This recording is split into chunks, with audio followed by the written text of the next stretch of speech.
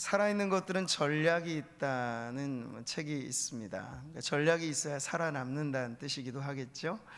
그래서 밀림의 이 왕국, 아마존 이런 데서 이 열대의 지방에 아주 약육강식이잖아요. 그런 구조 자체가. 근데 거기서 살아남는 비결을 보면서 이것을 인간 사회, 또 이 무혈 전쟁이라고 불리는 이런 비즈니스 세계 이런 데에 접목해서 어떤 전략서로 쓰여진 책인데, 여기 하나의 흥미로운 이야기가 있습니다. 매와 비둘기의 대결인데요, 딱 보면 누가 이길까요? 비둘기가 매에게 사실은 먹히죠. 그런 먹이 구조죠.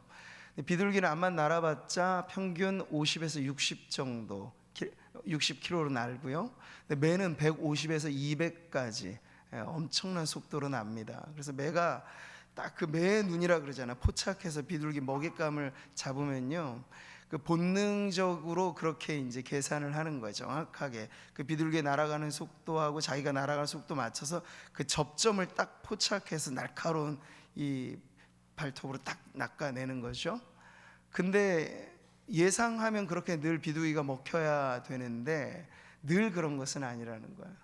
이 비둘기가 날다가 갑자기 자기가 날갯짓을 멈추면 접점을 잃어버리는 거예요, 매가. 그래서 헛발질을 하게 되는 거죠. 근데 이런 방식으로 적자 생존, 약육강식이라고 말하지만 늘 강하고 크고 이런 센 것들만 살아남는 게 아니라 그렇지 못한 연약한 피조물도 하나님께서 살 궁리를 하게 하신다. 이런, 우리는 그런 뜻으로 이제 해석해 볼 수 있죠. 참나무가 자라나는 그 도토리 있잖아요. 참나무가 엄청나게 사실 도토리를 많이 쏟아냅니다. 근데 그 도토리를 누가 다 주워갈까요? 다람쥐, 청설모가 먹이로 주워가죠. 그래서 겨우내 거 먹으려고 이게 저장해 놓습니다. 그래서 참나무 자체는 붙박이잖아요. 어디 못 움직이잖아요. 근데 그 쏟아낸 도토리를 운반꾼들이 이제 운반해 가는 거야. 막 길게는 몇 킬로씩 이게 가져가요. 먹겠다고 이제 자기가 저장해 놓는 거죠. 근데 그렇게 따지면 참나무는 다 멸종이 돼야 할 것 같은데, 이 산속을 보면 참나무 숲이죠. 이 산의 주인은 참나무죠. 근데 어떻게 그런 일이 있냐면, 다행스럽게도 다람쥐의 건망증 때문에 숨겨둔 도토리 중에 95%는 잃어버린대요, 다람쥐가. 그러니까 다람쥐 조그만 개체니까 걔는 5% 정도만 가지고도 먹고 사는 거고, 욕심부려서 많이 저장해 놨는데 이제 그게 다 어떻게 되느냐, 또 그 위에다가 다람쥐가 배설물을 싼단 말이에요. 그러면 그게 비료가 돼서 거름이 돼서 그걸 가지고 참나무가 자라나는 거예요, 곳곳에.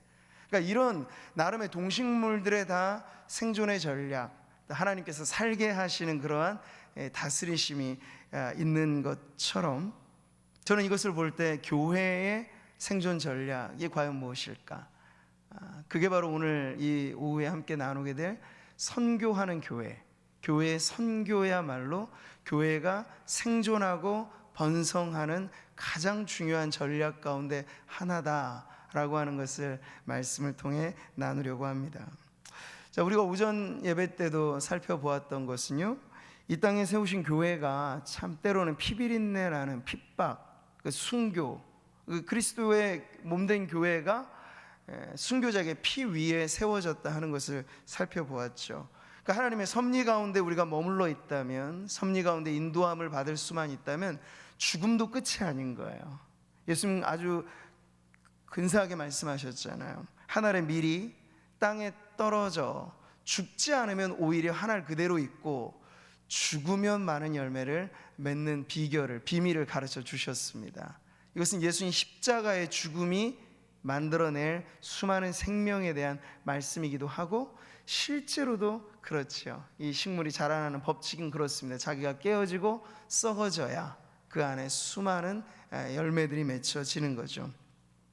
자, 오늘 말씀을 보세요. 그 시작이 어둡습니다. 그때 스데반의 일로 일어난 환난으로 말미암아 흩어진 자들에 대해서 지금 성경은 말씀하고 있죠. 환난이 있었습니다. 그것 때문에 교회가 모여야 되는데 뿔뿔이 흩어지게 됐다는 걸 이야기해요.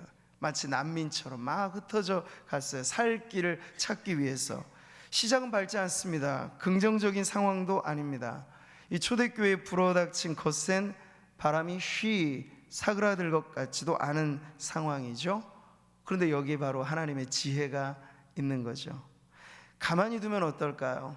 여기가 좋사오니 라고 교회는 요지부동 움직이지 않으려 할 거예요. 그러면 주님은 분명 예루살렘 뿐만 아니라 온 유대 뿐만 아니라 사마리아 땅끝까지가 이르는 내 증인이 되리라 하셨는데, 여기가 좋사오니 하는 거예요. 그러니까 예루살렘 교회의 특징이 바로 그런 것이었습니다. 오늘 우리는 이 말씀에서 태동한 이 신약적 의미의 예루살렘 교회와 비견할 때 가장 두 축을 이루는 선교적 타입의 교회의 태동을 보게 되는데, 그 안디옥 교회의 출발이 그렇거든요. 근데 그 안디옥 교회가 세워지게 된 이면에는 바로 이러한 뼈아픈 역사가 있었어요. 핍박이 있고 환란이 있고, 그것으로 인한 흩어졌던 나그네들이 바로 이곳에 이르러서 새로운 교회를 일으켜 세웠다 하는 그런 이야기죠. 자, 하나님께서는 이 환란과 시련 때문에 교회가 쪼그라들게 한 것이 아니라 오히려 더 확장되고 더 부흥하도록 하신 것이 오늘 말씀에 나와 있습니다. 이어서 보시면 흩어진 자들이 베니게와 구브로와 안디옥까지 이르러 유대인에게 말씀을 전했다라고 하고 있죠. 그 안에 그러면 유대인 이 개종자들이 많이 생겨나게 된 거예요. 이로써 우리는 무엇을 압니까? 그 당시 시련의 비바람이 아니었다면 이렇게 멀리까지 날아가지 못했을 거예요. 민들레 호씨가 바람이 불면 다 흩어지잖아요. 근데 그래야 그것이 자신을 번식하는 비결이 되는 것이죠. 이 꽃의 꿀을 말이에요, 벌들이 부지런히 나릅니다. 그냥 꽃 안에만 머물러 있으면 서로 이것이 번식이 되지 않는데, 이 꽃가루가 이 벌들을 통해서 서로 많이 나누어지기 때문에 더 많은 이 꽃의 번식이 일어나게 되는 것처럼, 하나님께서는 시련마저도 사용하셔서 교회가 교회되게 하는 놀라운 역사를 이루신다는 거죠. 근데 이것이 분명한 조건은 있습니다. 하나님의 은혜로운 섭리와 그 지혜의 손길 안에 교회가 머물러 있을 때 우리는 실패도 실패가 아니고 시련이 오히려 우리로 하여금 더 새로운 창조적인 변화를 일으키게 된다 하는 것을 알게 되는 거죠. 우리는 그래서 긴 안목에서 사실 교회의 선교를 보아야 합니다. 당장 오늘날 시대의 특징이 모든 게 인스턴트화 되잖아요. 몇 분 조리하면 다 먹을 수 있도록 만듭니다.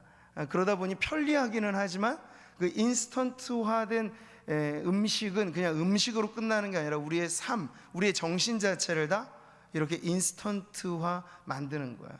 그러다 보니 사람들은 조급증을 앓고 있는 거죠. 빨리 뭔가를 해내려고 해요. 빨리 뭔가의 결과를 얻으려고 해요. 근데 여러분, 하나님의 선교의 사역은요, 때로는 긴 안목을 가지고 내다보아야 할 것이죠. 지난번 제가 다녀온 제주 이도교회 30주년을 맞이하는 것이 가지고 있는 의미가 그렇습니다. 30년 전 우리 구미상모교회가 지금의 교인들과도 다르게, 이 예배당 시대도 아니었잖아요. 모든 것이 사실은 지금보다도 훨씬 부족하고 작고 했던 그런 시기에 어떻게 좀 멀리 제주에 우리 김성 교사님, 이 김 목사님으로 말하자면 우리 총회에서도 제주도 선교사로서는 이기풍 선교사님 이후 아주 손꼽히게 의미 있는 상징적인 지금 선교를 하는 분으로 알려져 있거든요. 어떻게 그런 안목을 가지고 우리가 한 목회자를 지원해서 그를 통해서 교회가 세워지게 하는데 이렇게 헌신할 수 있었을까? 근데 30년 전 그 당시로는 우리가 이 그림을 보기까지는 어려웠을 거예요. 근데 세월이 흐르면서 하나님의 지혜로운 섭리와 경륜이 역사를 하고 열매를 맺으니까 지금 제주도에서 정말 아직까지도 교회가 서기가 쉽지 않은 그런 땅인데, 그곳에 아름다운 교회가 세워진 것을 볼 때 다시 한번 알게 되는 거죠. 30년의 세월이란 결코 짧지 않습니다. 우리가 무언가 사역을 시작할 때 개인의 사역에 있어서든 교회의 사역에 있어서든 적어도 내가 이것을 시작했을 때 내가 10년 아니 20년 30년은 내다보고 사역을 하면 1년의 섬김에서는 얻을 수 없는 많은 열매들이 10년과 20년 30년으로 넘어가면 맺어지게 되는 것이죠. 오늘 이 자리 여러 교회 섬김의 자리에서 헌신하는 일꾼들이 많이 계신데요, 긴 안목을 가지고 섬기시기를 바랍니다. 교회는 특별히 더욱 그러하죠. 교회가 다음 세대를 세운다는 건 속전속결로 뭔가를 얻겠다는 것은 아닙니다. 어린 아이의 한 영혼이 엄마 뱃속부터 시작해서 자라나는 전 과정에서 정말 하나님의 귀한 일꾼으로 선다라고 하는 것은 역시 수십 년의 투자, 수십 년의 그런 돌봄의 열매, 결과로서 맺어지게 되는 것이죠. 이럴 때 우리는 좀 긴 호흡을 가지고 너무 빨리 조급해하지 않으면서 이 모든 과정 중에 하나님께서 시련마저도 사용하신다. 세월은 그냥 흐르는 시간이 아니라 하나님께서 우리를 숙성시키시는 은혜의 시간이라, 이 안에 머물러 있을 때 오히려 성도로서 나이 들미, 성도로서 인생이 묵어가는 것이 더 큰 열매를 맺어가는 과정이라 믿게 되는 것이죠. 오늘 그 믿음을 가지고 이 자리에 계신 우리 인생의 아름다운 노년을 살아가시는 어르신들, 더 많은 것을 꿈꾸고 기대하시기를 축복합니다. 제가 지금에는 뭐 잘 못해서 그렇지만요, 예전에 좀 한창일 때는 마라톤을 즐겨 했습니다. 달리는 걸 좋아해서 숨이 벅차오를 때까지 막 달리면 너무 좋거든요. 근데 그러면서 사실은 마라톤을 제가 좋아하는 이유 중에 하나, 이게 목회를 많이 닮아 있다는 거예요. 목회는 100m 뛰기가 아니라 마라톤을 닮아 있죠. 네. 그래서 자기가 열정을 가지고 내가 뛰어보겠다고 헉헉거리면서 100m 뛰기식으로 하면 안 돼요. 매 구간마다 욕심을 버리고 자기 페이스를 지키면서 결승선을 향하는 시선에서 처음 출발과 그대로 가야 끝까지 도착할 수 있는 마라톤처럼, 목회하고 우리가 교회를 섬기는 이 모든 일들도 결국은 이 세월의 농익고 세월의 열매를 거두는 것을 기대하면서 그렇게 주님과 보조를 맞춰서 나아가야 되는 것을 배우게 되는데요, 저뿐만 아니라 교회 안에 우리 공동체 구미상모교회가 사역하는 이 모든 선교의 사역 역시도 지금보다 10년 뒤가 더 좋은, 10년 뒤보다 30년 뒤가 더 좋은 그런 사역을 우리가 계속해서 이어나가게 되기를 바랍니다. 여러분, 모죽이라고 하는 대나무가 있어요. 대나무 중에서도 아주 크게 성장하기로 잘 알려진 좋은 대나무이죠.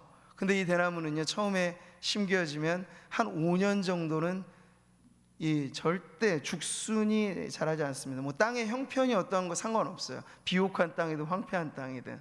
그런데 신기한 건 5년 정도 지나가고 나면요, 하루에 몇십 센치씩, 길게는 뭐 70cm 가량도 자라면서 6주 동안 30m, 20에서 30m 가량으로 자라가는 거대한 이 대나무가 된다고 하죠. 그렇다면 여러분, 그 5년 동안은 이 모죽이라고 하는 대나무가 뭐 하는 시간일까요? 표면 위에는 아무런 것도 안 보여요. 그런데 놀랍게도 땅 아래로 뿌리를 뻗어가는 시간이죠. 자그마치 길게는 10리, 4km 정도까지 사방에 뿌리가 내려진다고 해요. 그러니까 그 아래로 자라가는 성장이 충분히 된 이후에 자라가니까 어떤 식물보다도 더 빠르게 건강하게 자라가게 되는 거죠. 이 비결이 사실 우리 성도로서 개인의 삶과 교회에 있어서도 시사하는 바가 분명히 있습니다. 우리는 눈에 보이는 위로의 성장에 너무 주목한 나머지 사실 우리를 지탱해 주는 건 근간이에요. 뿌리예요. 뿌리가 얼만큼 튼튼하냐에 따라서 사실 그 이후가 보장되는 건데, 눈에 보이는 변화가 없을지라도 이것이 우리의 영혼의 내구성을 기르고 영적인 뿌리를 내리는 아래로의 성장이라고 한다면 결코 하나님은 손해보는 장사를 안 하시니까요, 우리의 가려진 시간 속에서도 하나님은 일하시는 하나님이신 줄 믿습니다. 그런 이런 기준으로 여러분의 삶을 바라보시기 바라요. 눈으로 드러나는 어떤 확확 변하는 일들이 없다고 내가 멈춰져 있는 게 아니고, 하나님의 은혜 안에 우리가 머물러만 있다면 지금은 눈에 보이지 않는 영혼 깊숙이 아래로 뿌리가 뻗어가는 그런 때라는 것을 깨닫고, 이것을 조급해하지 않으면서 하나님 앞에 감사하는 마음이 넘쳐나게 될 것입니다. 자, 우리 내일부터 한 주간 다녀오게 될 이 필리핀 랑감 상모교회, 정확한 이름이 그렇죠? 필리핀 랑감 상모교회. 우리가 구미 상모교회니까 구미는 큰 지역이고, 그러니까 이 지역이 벗어나서 말하면 물론 상모도 하나의 동의 이름이긴 하지만, 타국의 우리 구미 상모교회가 섬겨서 이 교회가 개척되어 이렇게 예배당까지 지어지게 된다고 하면 그 지명을 앞에 붙이고, 그래서 랑감이라고 하는 지명이 있는 거예요. 랑감 상모교회. 이 예배당이 오전 예배 때도 보셨듯이 정말 아름답게 건축되어서 하나님 앞에 감사하며 이 헌당식을 이렇게 하고자 떠나가게 되는데요, 저는 이러한 또 선교지 방문을 앞두고도 다시 한번 우리가 이러한 하나의 좋은 감사의 고백을 갖게 되면서 앞으로 우리의 선교의 사역이 어디로 가야 할 것인가 하는 것을 또 내다보는 그런 시간을 갖게 됩니다. 이 점에 있어서도 급한 어떤 발걸음보다도 목표와 방향, 그리고 선교에 있어서 중장기적인 정책의 수립, 그래서 우직하게 이것이 맞다라고 우리가 믿고 공동체적인 교회적인 합의가 있다면 비가 오나 눈이 오나 그 길로 가는 것이 이제 중요한 거죠. 이것 상황에 따라서 이렇게 저렇게 너무 빨리 음적거리면 아무것도 안 되는 거예요. 이 길이 맞다, 정말이다 하면 어렵고 힘든 여건이 있어 때로는 돌파해 가면서 우리가 선교적인 사명을 이어가는 것, 이것이 매우 중요할 텐데요, 이번 랑감 상모교회 예배당 헌당식을 이렇게 전후해서 우리가 다시 한번 그 선교의 비전을 또 확립하고 우리가 가야 할 그 방향을 바라보는 시간이 되리라 믿습니다. 하나님께서 우리 교회 안에 고유하게 심어 놓으신 이 선교의 DNA가 있기 때문에 이것이 어느 한 목회자, 어느 한 선교사, 어느 한 개척되어지는 교회에 이식되기만 한다면 우리 안에 있는 이 선교적인 열정과 이 생명력, 그것이 그대로 옮겨져서 그곳에서도 아름다운 교회가 세워지게 될 것입니다. 자, 우리는 이런 점에 선교하는 교회로 지금까지 걸어온 길을 살피고 앞으로 걸어갈 길을 내다보면서 중요한 것은 하나님의 능력에 힘입어 하나님의 방법에 따라서 선교라는 귀한 사명을 감당해야 한다 하는 것인데, 이게 말은 쉽지만 실행은 어려운 부분이에요. 왜냐하면 우리 모두 안에는 사실 안정을 추구하는 본능이 있습니다. 그런데 선교는 그걸 깨면서부터 시작하는 거예요. 여기가 좋사오냐, 제가 말했잖아요. 여기가 좋사오냐 하면 예루살렘 밖을 못 벗어나요. 근데 하나님 그걸 깨시려고 흩어놓은 거죠. 환난이라고 하는, 핍박이라고 하는 그 달갑지는 않습니다만 그 시련을 통해서 흩어놓으신 거예요. 거기서부터 초대교회 선교가 급물살을 타고 이루어졌던 것처럼 우리 안에 머무르고자 하는 이런 안정 추구 본능을 깨고 하나님과 함께하는 모험으로서의 선교의 교회 전체가 그렇게 나아가게 될 때 우리는 가보지 못했던 미지의 세계를 개척하는 선교를 감당하게 될 줄 믿습니다. 여기에 필요한 건 용기죠. 미지의 세계를 탐험하고자 할 때 아직 경험해보지 못한 일들에 대한 누구나 다 낯설고 두려움을 느낍니다. 그런데 용기란 두려움을 못 느끼는 게 아니라 두려워도 그걸 돌파해내는 게 용기라고 하잖아요. 그러니까 우리 안에 필요한 건 믿음을 가지고 하나님과 함께 우리가 가보지 못했던 선교의 미지의 세계를 향하여 나아가리라 라는 그런 마음의 결단을 가지고 하나님과 동행하는 것이 필요하겠습니다. 자, 사도행전에 나오는 교회가, 지금 우리가 보는 교회가 그렇습니다. 하나님의 섭리로 지금 타 지역, 타 문화권까지 나아갈 수 있었죠. 그런데 문제는 여기서 또 한 번 부딪히는 거예요. 오늘 말씀을 보니까 계속해서 그들이 이 지역을 달리하고 문화권을 바꿔서, 언어권을 바꿔서 가긴 했는데 그들의 방식은 언제나 유대인에게만 복음을 전하는 것에 계속해서 머물러 있다는 거죠. 그래서 만난 유대인들에게서는 개종자를 얻을 수 있었겠지만 그들이 속해 있는 타문화권의 다른 이방인들에 대해서는 전혀 손쓸 수 없이 이렇게 허송 세월을 보내고 있었던 거예요. 자, 근데 오늘 말씀을 보니까 여기 새로운 창조적인 변화가 일어나기 시작합니다. 그게 뭐죠? 이 모든 대부분의 사람들이 그랬는데 여기 소수의 어떤 사람들이 변화를 시도한 거예요.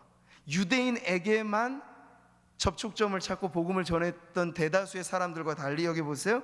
구브로와 구레네 몇 사람, 이름도 몰라요, 성도 몰라요, 몇 사람이라고 되어 있을 뿐입니다. 근데 이들이 안디옥에 이르자 그 당시 해상 상업 중심지로서 국제도시의 면모를 가지고 있었던 아주 선교적인 전략 요충지가 안디옥이라고 하는 도시인데, 거기에 모여 있었던 많은 이방인들, 헬라인들, 자 보세요, 그들에게도, 헬라인에게도 복음을 전하기 시작한 거예요. 그들에게 말하여 주 예수를 전파하는 창조적인 변화가 지금 일어나기 시작한 것이죠. 여러분, 우리가 익숙한 것을 한 번, 두 번 반복하는 것은 갈수록 쉽습니다. 근데 교회의 선교는 쉬워서 하는 선교는 계속해서 이 안에 테두리에 머물러 있을 수밖에 없어요. 쉽다고 감당하는 것이 아니라 이것이 주님이 우리에게 맡겨주신 사명이기 때문에 감당해야죠. 반복해서 익숙한 일이기 때문에 계속 그리 길이 난 자리로만 가는 것이 아니고요. 근데 이게 참 어렵다는 거예요. 새로운 길을 낸다는 게, 새로운 길을 개척한다는 게. 자, 그때만 하더라도 이런 이유에서 하나님이 옮겨주셨음에도 불구하고 유대인 전도만을 힘썼던 사람들이 있었던 가운데 지금 이들이 고정관념을 깨는 거예요. 우리가 지금 타 지역에 왔는데, 언어가 다른 문화권에 왔는데 왜 유대인만 만나야 되지? 이 안에 복음을 필요로 하는 헬라인들에게도 우리가 복음을 전해야 되지 않을까 하는 익숙한 길로서 반복했던 사역이 아니라 새로운 길로 첫걸음을 내딛는 이런 고정관념, 선입견을 깨는 그 출발에서부터 교회는 새로운 선교의 역사를 쓰게 된 것입니다. 이 일이 있기 전 하나님께서는 사도행전 10장을 보면 고넬료 집안에 베드로를 파송하시는 사건이 나오죠. 근데 이게 쉽지 않은 거예요. 하나님 환상을 보여주셔도 베드로의 선입견, 고정관념은 잘 안 깨집니다. 철두철미하게 율법을 준수하는 유대인으로서의 크리스찬의 신앙관을 베드로 역시도 갖고 있었기 때문에 이방인들과의 접촉, 이것 자체가 부정해지는 일이라는 고정관념에서 벗어나지 못했던 거예요. 하나님께서 환상 중에 율법으로는 부정한 음식으로 나왔던 그 짐승들을 보따리 안에 가득 담아주시잖아요. 그리고 먹으라고 하시는 거예요. 이 상징이, 이 환상이 가지고 있는 의미는 분명하죠. 베드로에게 이제 유대인에게만 말고 이방인에게도 가서 복음을 전하거라 하는 가르침이었는데, 처음에 환상을 보고도 몰라요. 두 번째도 몰라요. 연거푸 하나님께서 세 번의 이 환상을 보여주시면서 기막힌 타이밍에 고넬료 집안으로부터 보냄을 받은 그런 사자가 만나게 되고, 그 만남을 통해서 베드로가 결국 울며 겨자 먹기 식으로 처음에는 마지못해서 고넬료 집안에 이렇게 가서 마지못하게 복음을 전하죠. 근데 하나님은 그 마지못해서 끌려간 듯한 베드로의 사역 가운데도 놀라운 은혜를 부어주셔서 고넬료 집안 일대가 회심하는, 예수 믿는 변화를 일으켜 주신 거예요. 근데 이 사건이 이걸로 끝나지 않고 예루살렘 이 교회로 다시 돌아오니까 이제 난리가 난 거예요. 논쟁이 붙은 거예요. 베드로, 네가 그럴 수 있느냐? 어떻게 유대인으로서 이방인과 상종을 하며 그들과의 접촉을 시도했느냐? 유대주의자로서 이 교회 안에 있었던 사람들로부터 비난이 빗발치는 거예요. 그게 지금 사도행전 11장 이전에 초대교회 수장 역할을 감당했던 베드로마저도 그 개인이 가지고 있었던 고정관념이었고, 그 당시에 예루살렘 교회가 깨트려지지 않는 자기의 단단한 껍질이 이랬다는 걸 보여주는 거죠. 그런 속에서 지금 사도행전 11장의 역사는 이 초대교회에 있어서 아주 작은 변화인 듯 하지만 큰 결과를 만들어내는 변화가 된 거죠. 그래서 초대교회를 두 교회를 쌍두마차로 만약에 본다면 예루살렘 교회와 안디옥 교회를 말할 수 있겠는데, 지금 그 위대한 교회가 첫 시작을 하게 되는 모습을 우리에게 보여주고 있는 거죠. 사랑하는 성도 여러분, 창조적인 사역을 우리가 감당하려 할 때 이 고정관념이 깨어지는 것에서부터 출발한다는 사실을 잊지 마시기 바랍니다. 고정관념이라는 건 여러분 어렵지 않아요. 우리가 하나님의 말씀이 아니라 우리의 경험, 우리의 전통, 우리가 지금까지 해왔던 익숙함이 마치 하나님의 말씀과 같이 여겨질 때, 그게 이제 고정관념이 되는 거예요. 그러니까 쉽게 바꿀 수 없게 되는 것인데, 우리 하나님의 진리의 말씀이 기준이 되어서 하기도 하고 하지 않기도 하는 그런 분명한 기준의 문제가 아니라면 어떠한 것도 단단한 껍질처럼 우리를 두르지 않도록 하는 것이 우리가 선교하는 교회로 계속해서 하나님 앞에 창의적으로 새롭게 쓰임받게 되는 비결이 되는 줄 믿습니다. 자, 지금 남아있는 미전도 종족의 선교가 지금 그러한 방식을 원하고 있는 거예요. 지금 미전도 종족에 관해서는 학자들마다 다 그 통계에 대한 계산하는 방법이 다르긴 하지만요, 한 7, 80년대 정도까지는 대략 추산 12,000여 개의 미전도 종족, 미전도 종족이란 자생적으로 그들 스스로 복음을 전할 교회, 크리스천 공동체가 세워지지 않는 언어 종족을 말합니다. 그 당시까지 20, 30년 전까지만 해도 12,000여 개 정도를 추산했어요. 근데 요즘 들어서 다시 집계를 하면 한 6,000여 정도의 미전도 종족이 남은 것으로 봅니다. 이 짧은 시간에 지금 삽시간에 사실 미전도 종족 선교, 입양이라든지 그들의 성경 번역이라든지 이런 사역을 통해서 꽤나 빨리 미전도 종족이 복음화되어지는 그런 일들이 일어난 것을 보게 되죠.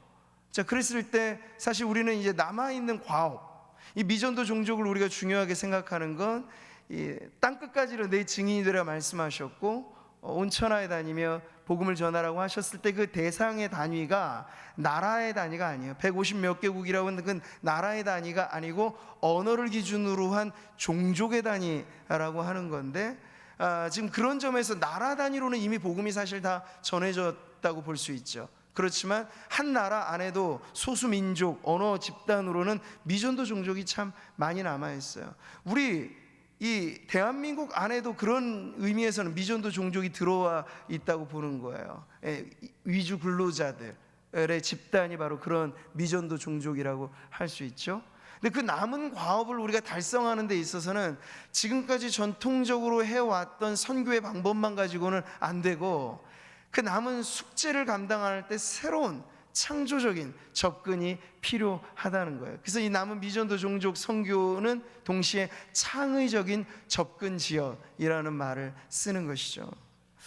제가 지난주 중에 대학 신학생 시절에 같이 알고 지냈던 한 선교사님 가정을 만나서 교제하는 시간을 갖게 되었는데요, 이분은 국제적 선교단체 웩이라고 하는 이게 믿음 선교를 주창하는 아주 건실한 선교 단체입니다. 여기에서 파송된 선교사로 인구의 한 70% 가량이 이슬람, 무슬림인 그런 카자흐스탄에서 선교 사역을 하시는 분이었습니다. 근데 이분이 참 남다른 선교를 하신다라고 느껴졌던 건 공동체 사역을 하시는 거예요. 그러니까 이 무슬림권 이슬람 지역에서는요 10년을 20년을 노력해도 한 명의 개종자 얻기가 사실은 어려운 땅이거든요. 근데 그곳에 대하여 상황화된 접근 방식을 어떻게 취하는가 하면 공동체 사역을 하면서 처음부터 노골적으로 전도를 하는 그런 방식이 아니라 그 현지인들과 함께 더불어 살면서 또 경제적인 생계 수단이 미흡한 이들에게 먹거리, 그리고 그들이 자생할 수 있는 양계 방법을 가르쳐 준다거나 하는 이런 방식으로 그들과 함께 공동체를 이루고 교제를 하면서 자연스럽게 삶에서 그 복음을 전하는 그런 방식을 하는 것이죠.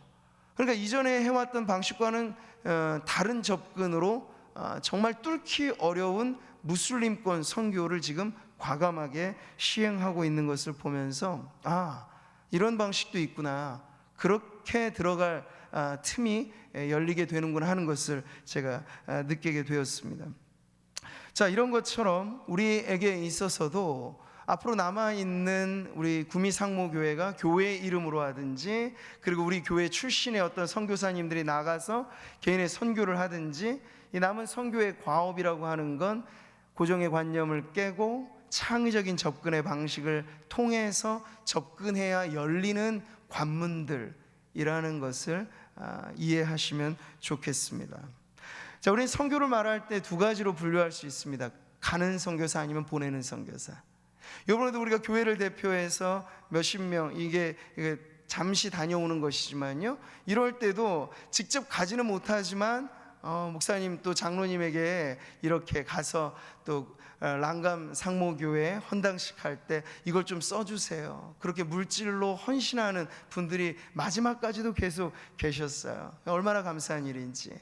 처음에 제가 말씀드렸습니다만 부지를 매입하는 일에도 선뜻 이렇게 하나님 앞에 쓰여졌으면 좋겠다 해서 거액의 사실 헌금을 하시고, 건물을 짓는 데 있어도 마찬가지의 과감한 그런 헌신을 하셨기에 사실은 이런 역사가 짧은 시간에 진척될 수 있었던 것인데요, 그뿐 아니라 사실 작은 여러 가지 많은 일들에 있어서도 개개인의 얼마나 아름다운 헌신이 모이고 모여서 저 타 문화권의 선교지에 상모교회라고 하는 이름으로 아름다운 예배당이 지어지게 됐는가라는 것을 볼 때, 하나님께서는 우리로 하여금 직접 가는 선교사뿐만 아니라 보내는 선교사로서의 사명을 우리 성도님들이 잘 감당하고 있다 하는 것을 알게 주시는 그러한 경험인 것 같습니다.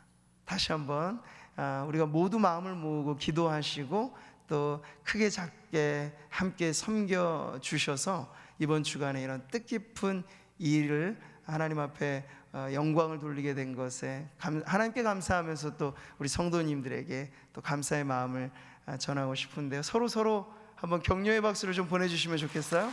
네. 자, 우리가 이제 오늘 말씀을 통해서 그렇게 정리를 해볼 수 있겠습니다.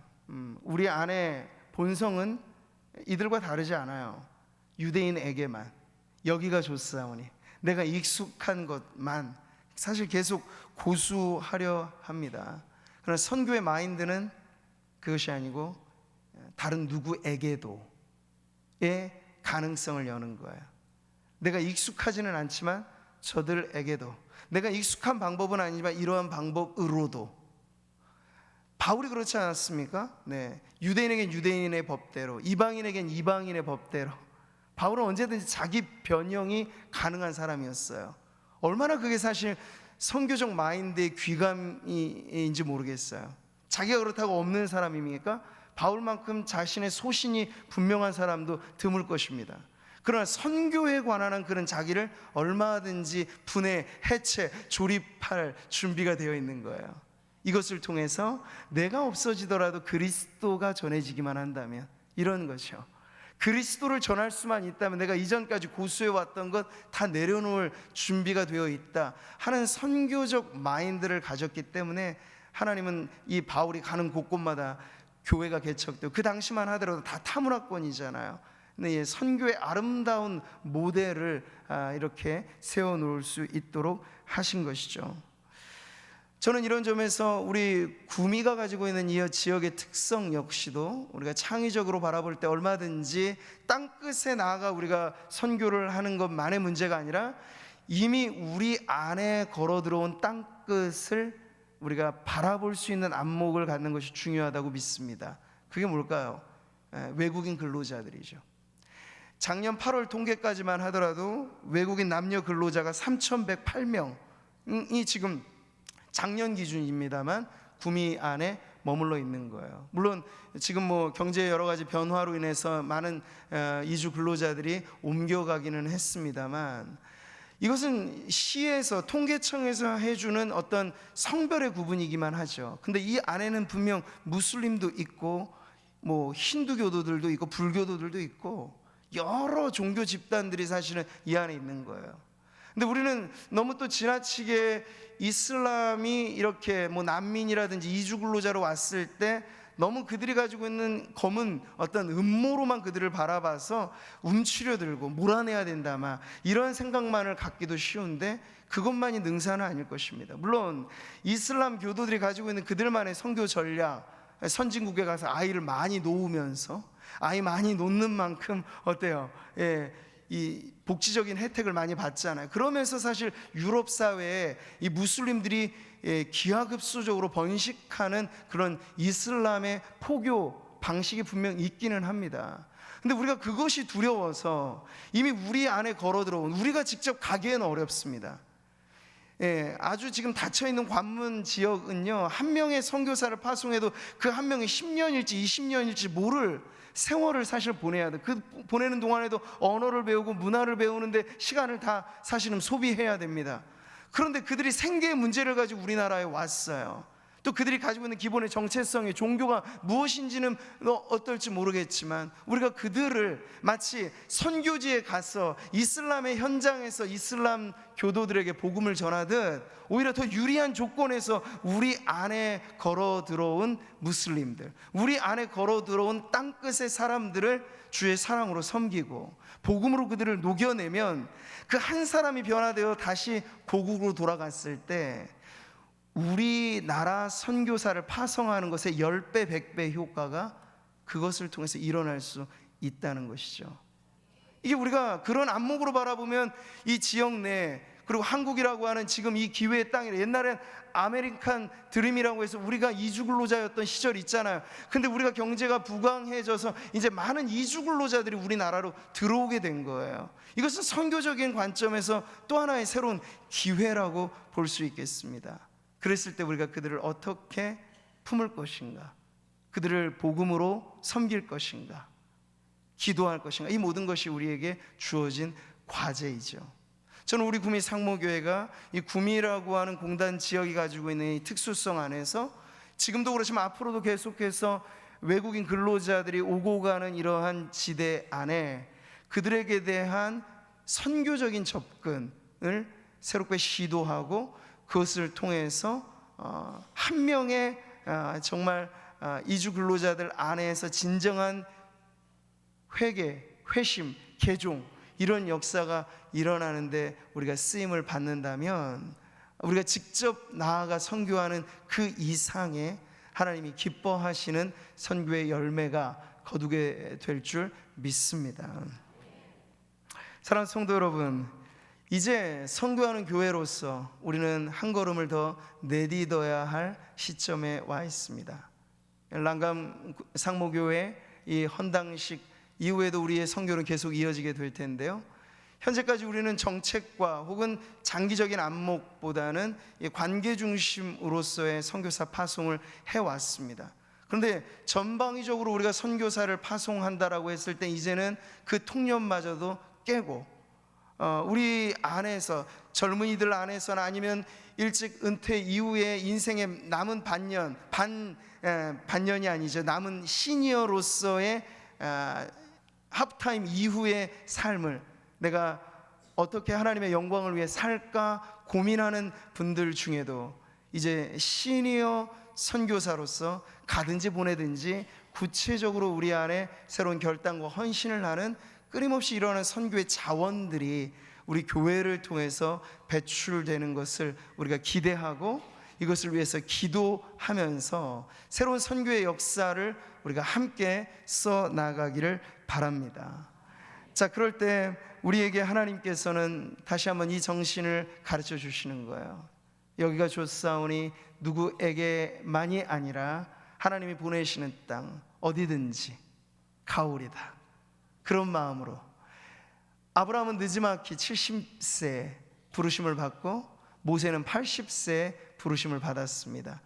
하나님의 나라에는 나이의 차이는 크게 중요하지 않고 언제 우리를 쓰시더라도 우리가 준비되어 하나님의 부르심에 믿음으로 응답하기만 한다면 바로 그때가 최적의 때인 줄 믿습니다. 그런 믿음으로 우리 모두 안에 다시 한번 하나님께서 심어놓으신 이 선교의 DNA가 보내든지 가든지 둘 중 하나로 우리의 전체의 삶을 선교적인 안목과 마음으로 살아가게 될 때 우리 구미 상무교회를 통해서 하나님께서 이 구미 지역 안에 그리고 지금도 뻗어가고 있는 이 많은 선교에 닫혀진 그 문들을 열어가는 사역에 우리를 귀하게 쓰시리라 믿습니다. 성도님들의 기도가 그렇게 선교의 새로운 길들을 열어가는데 함께 모여지게 되기를 주님의 이름으로 축복합니다. 할렐루야. 우리 같이 찬양하실